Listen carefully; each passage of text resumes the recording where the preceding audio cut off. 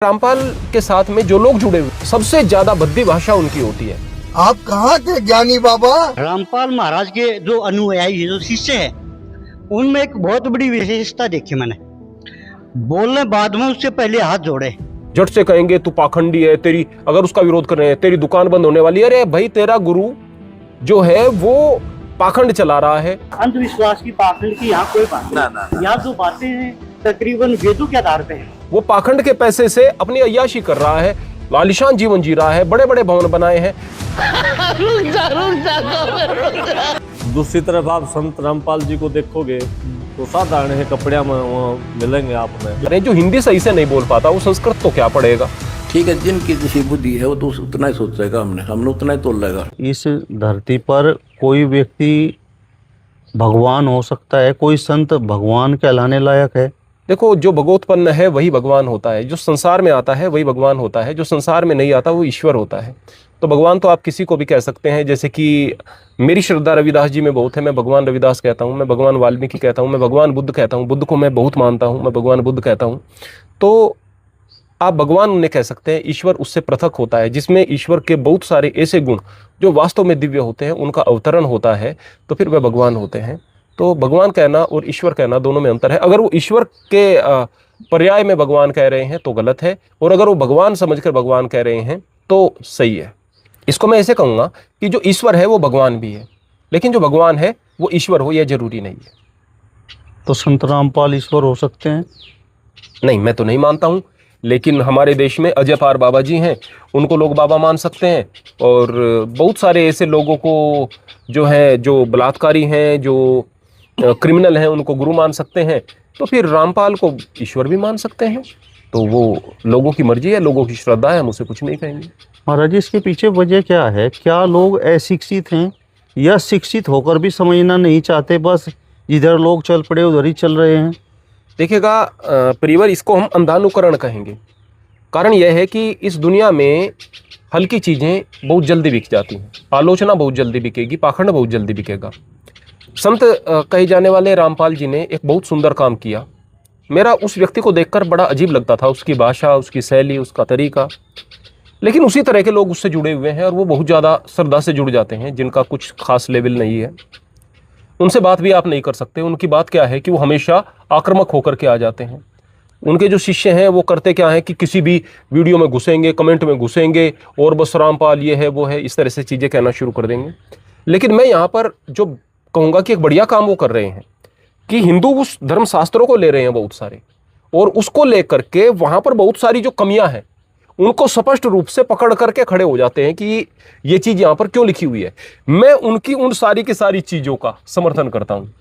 वो पाखंड का जो ये समझिएगा, अपना भले ही नया पाखंड फैला रहे हैं, लेकिन पुराने पाखंड को जो तोड़ रहे हैं, तो एक पक्के पाखंड से तो कम से कम लोगों को हटा रहे हैं। आगे देखा जाएगा अगले का। अब एक पाखंड में यानी अपने जो है कि उन्होंने अपना एक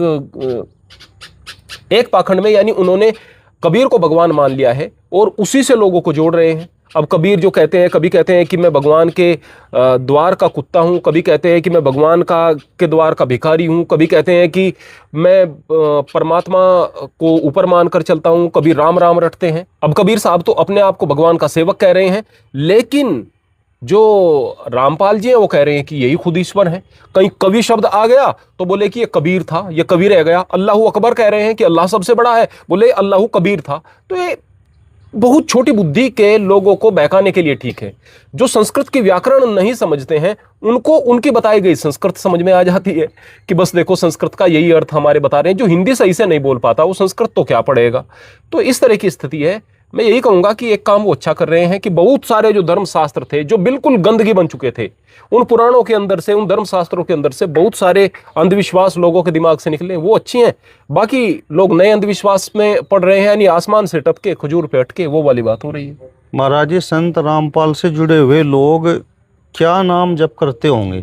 जिस तरीके से आप ही इस बात को स्वीकार कर रहे हैं कि उनके समर्थक, अगर कोई वीडियो संत रामपाल को लेकर बनाई जाती है तो वो आकर वहाँ पर गाली गलौज करना शुरू कर देते हैं। तो क्या संत रामपाल के दिए हुए नामदान से ये परिवर्तन लोगों में हो रहा है? देखिएगा, ऐसा नहीं कि उनके नामदान से परिवर्तन हुआ है। कारण ये कि दुनिया में आप जो भी बेचोगे वही बिकेगा। आप सोना बेचोगे तो वो भी बिकेगा, और अगर गोबर बेचोगे वो भी बिकेगा, क्योंकि उसके भी खरीदार हैं। उसके साथ में, रामपाल के साथ में जो लोग जुड़े हुए हैं वो उसी लेवल के हैं, ज्यादातर उनकी सोच उसी लेवल की है। तो ऐसा नहीं कि वो नामदान के बाद हुई है, वो पहले से ही उसी तरह की सोच है। सबसे ज्यादा भद्दी भाषा उनकी होती है।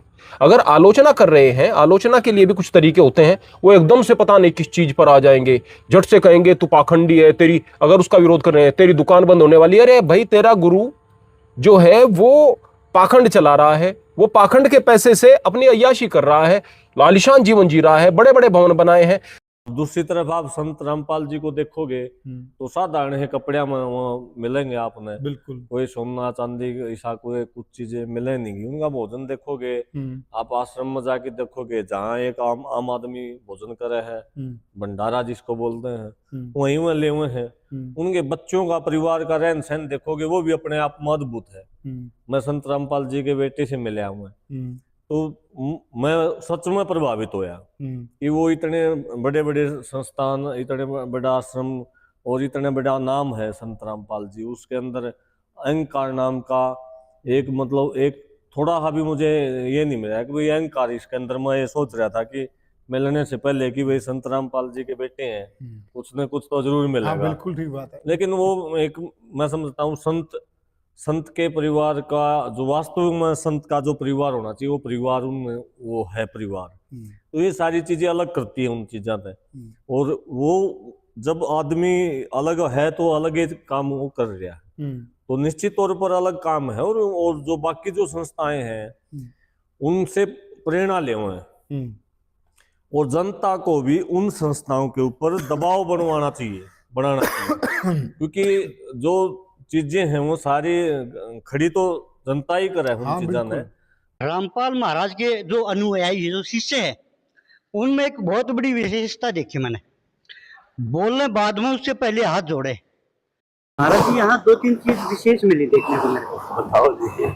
सबसे पहले तो थी यहाँ के जो श्रद्धालु है ना, वो जबान पिचक बोले उससे पहले हाथ जोड़े। और दूसरी बात जी, अंधविश्वास की, पाखंड की यहाँ कोई बात नहीं। यहाँ जो बातें हैं तकरीबन वेदों के आधार पे है। टोटली वेद गीता कुरान, इसे कोई बात। ठीक है, जिनकी जैसी बुद्धि है वो तो उतना ही सोचेगा। हमने उतना ही तोलेगा, तोलने जाएगा, पर अपनी कीमत हम दिखा देंगे। और थोड़े दिन रुक जाओ कि हमारे भगवान की क्या वैल्यू है।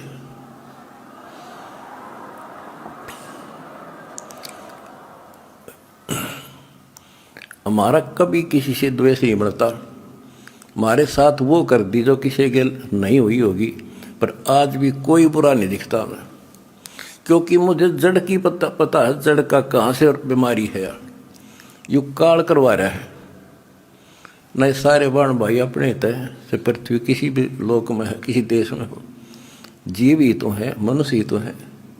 सबकी ब्रान माटी कर रखी है, उल्टी शिक्षा दे रखी है।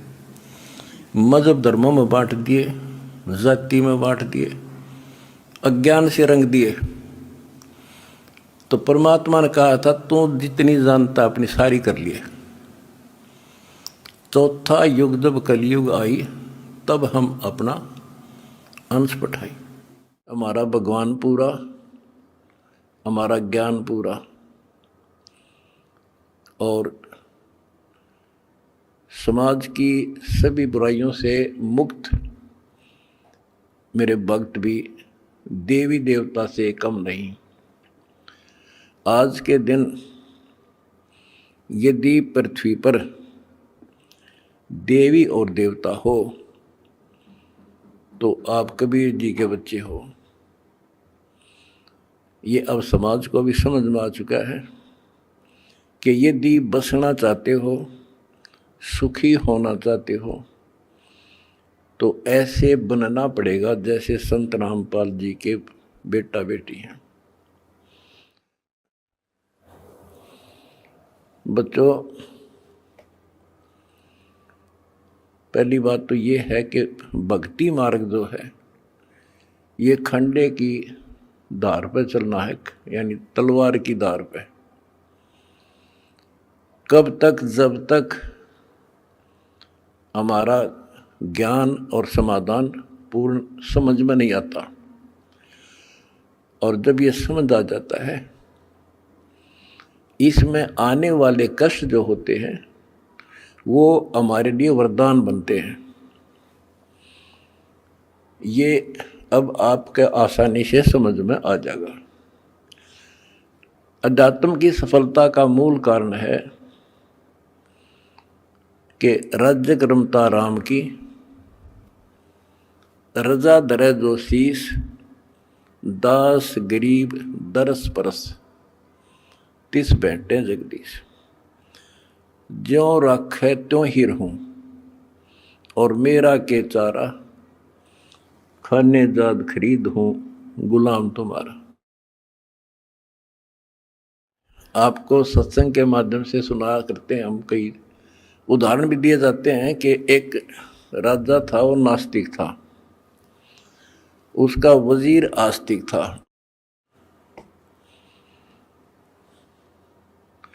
और भगवान पर विश्वास करने वाला था कि जो परमात्मा करता है वो अच्छा करता है। बहुत अच्छा हुआ। एक बार राजा अपनी तलवार को की धार चेक कर रहा था, खड़ा खड़ा। आसपास और भी मंत्री थे और वो आस्तिक मंत्री भी खड़ा था।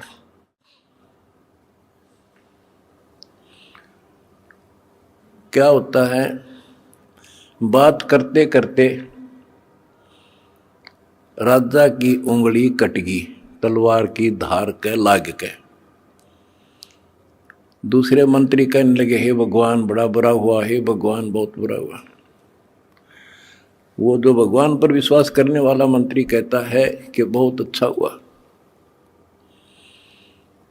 वो दूसरे मंत्री, जो वो मंत्री था भगवान के डरने वाला विश्वासी, वो बहुत ही समर्पित था। राजा उसके ऊपर बहुत विश्वास करता था।